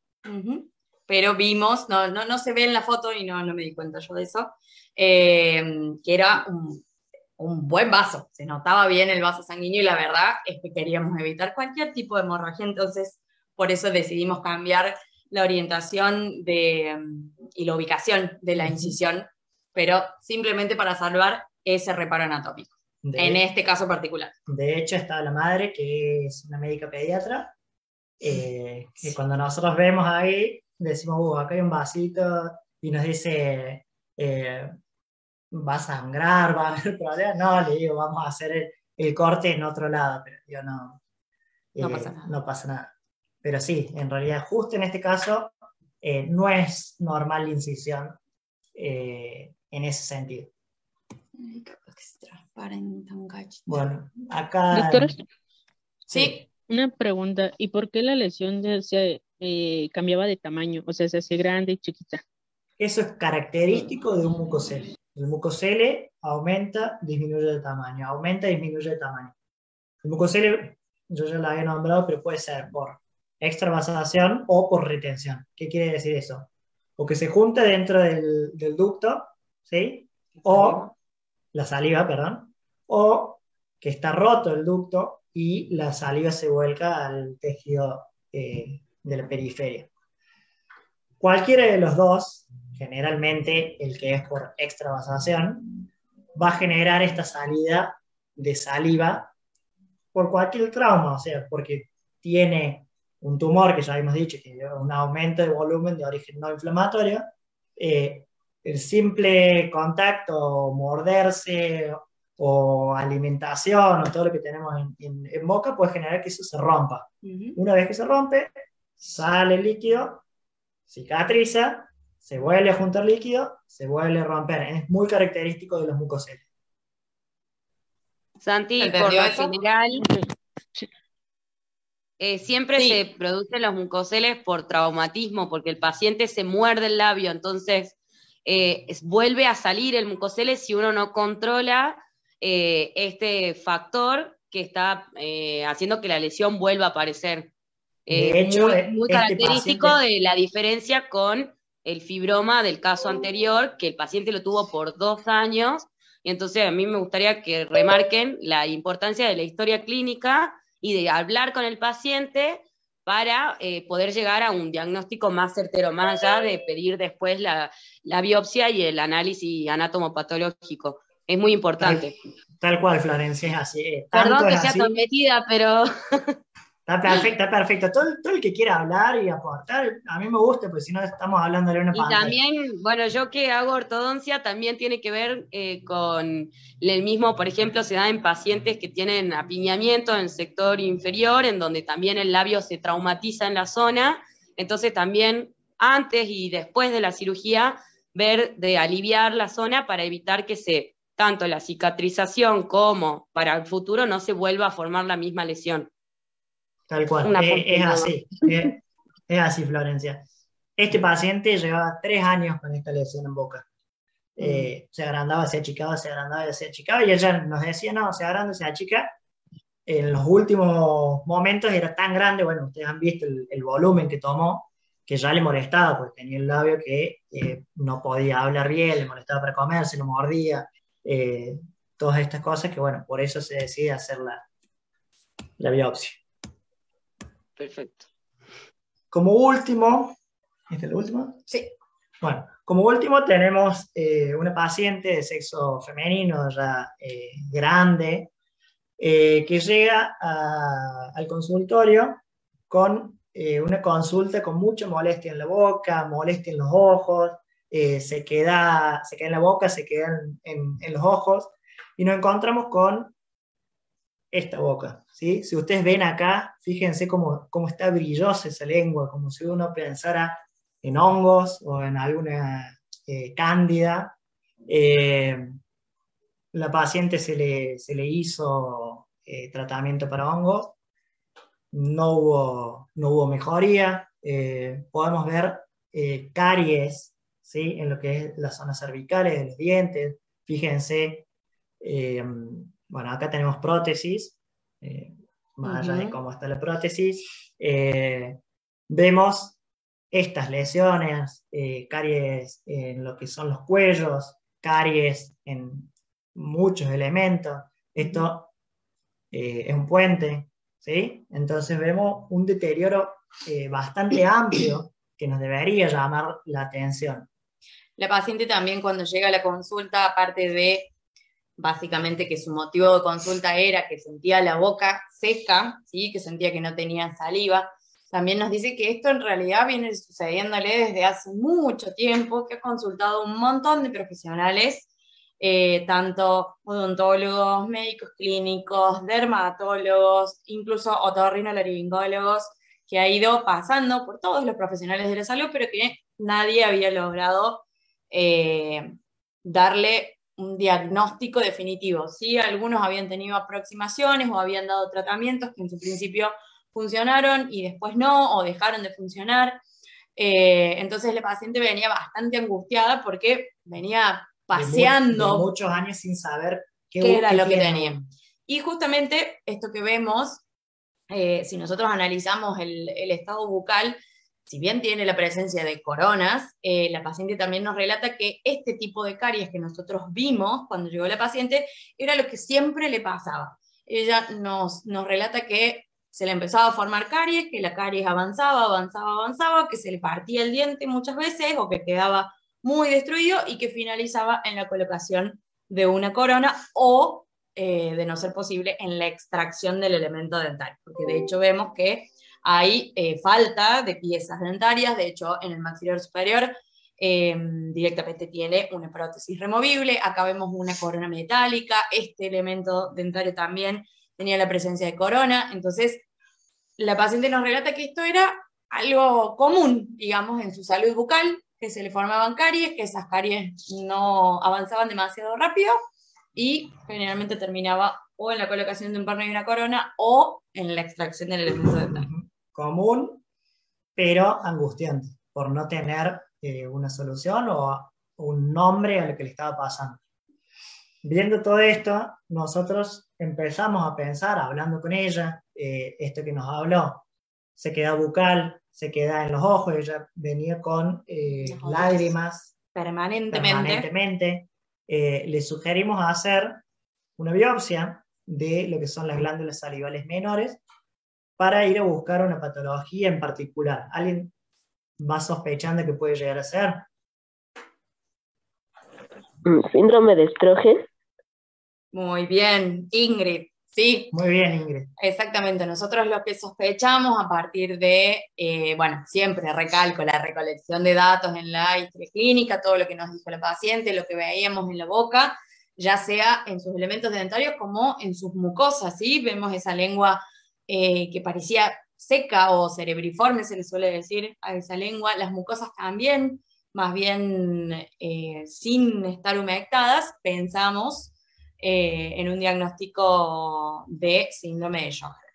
De hecho, ella cuando se levanta comenta que el labio, tanto superior como inferior, se le pega a los dientes, que se tiene que levantar, mojar un poco los labios con una gasa y despegarlo. Entonces, estaba muy molesta. Le decimos que puede llegar a hacer eso, pero que necesitamos una biopsia para confirmarlo. Se hace la incisión, acá podemos ver que sí respetamos cómo se tiene que hacer, digamos, la incisión, no teníamos ningún vaso que nos lo impida. Volvimos a usar la pinza. Volvemos a usar la pinza, esto no es necesario tenerla, sí necesitaríamos un ayudante como en el caso anterior, que simplemente tenés que tener la presión de las coronarias para tener un campo quirúrgico de nuevo, no sangrante y limpio. Acostúmbrense en cirugía que es muy importante, la anestesia con vasoconstricción también nos ayuda en eso. Bien, de nuevo, se hizo la incisión, se empezó a decolar con la tijera de divulsión. Tijera de divulsión, gracias. Acá podemos ver la transparencia de esto, que ya estamos hablando de las glándulas salivales menores. Que había pocas. Había muy pocas, generalmente se trata de sacar por lo menos 6 glándulas salivales para arribar al diagnóstico de Sjögren. De nuevo, el lecho quirúrgico en donde vemos las fascias musculares, y estas son las glándulas que se pudieron sacar. Lo mandamos al anatomopatólogo y el anatomopatólogo nos comenta que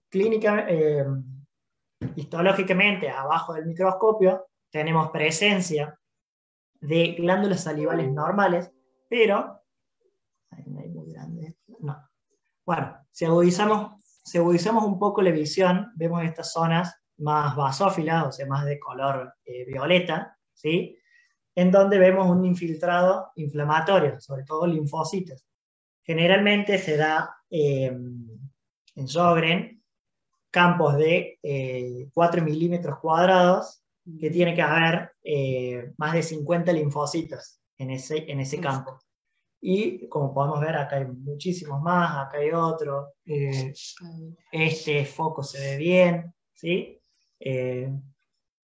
Acá también vemos otro foco. En este foco, junto con la clínica, más la histología, podemos decir que es Sjögren, ¿sí? ¿Por qué es importante diagnosticar el Sjögren? Sobre todo porque tiene algunas relaciones con otras enfermedades autoinmunes, como la artritis reumatoidea, bueno, la queratoconjuntivitis zika que ella tiene, que es esto, sequedad bucal, oftálmica, perdón, se queda en los ojos. También se puede pedir estudios más específicos como los inmunomarcadores, los anti-ROL, anti-LA.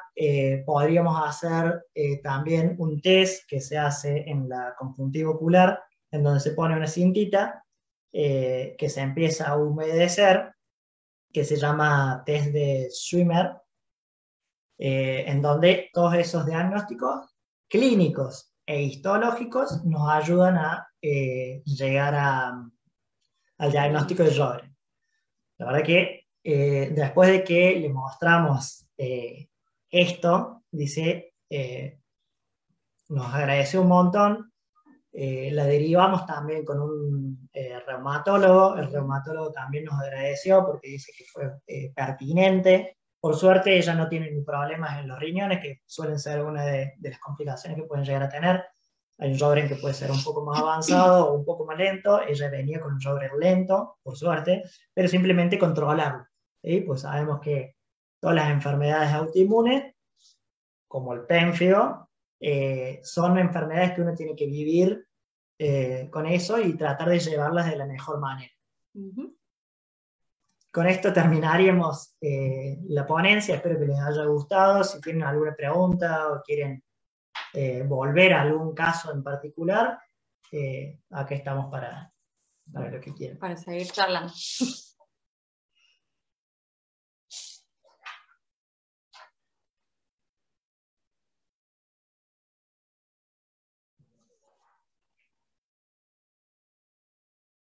Muy bien. Perfecto.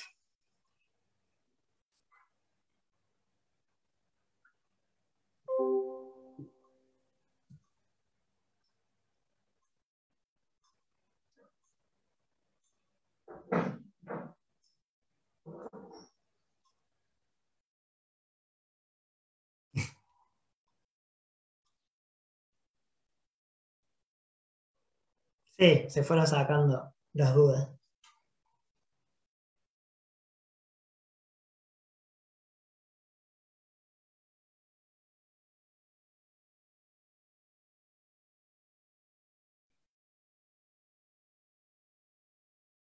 Muy bien. Bueno.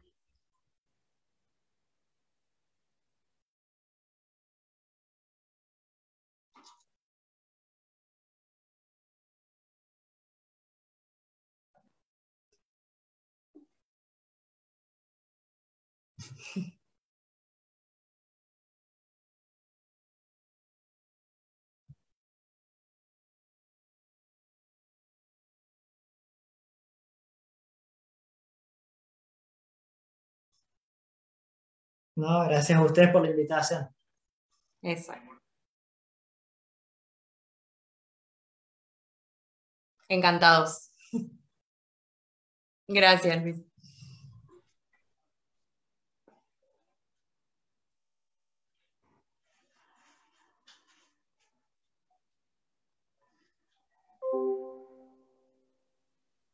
Gracias.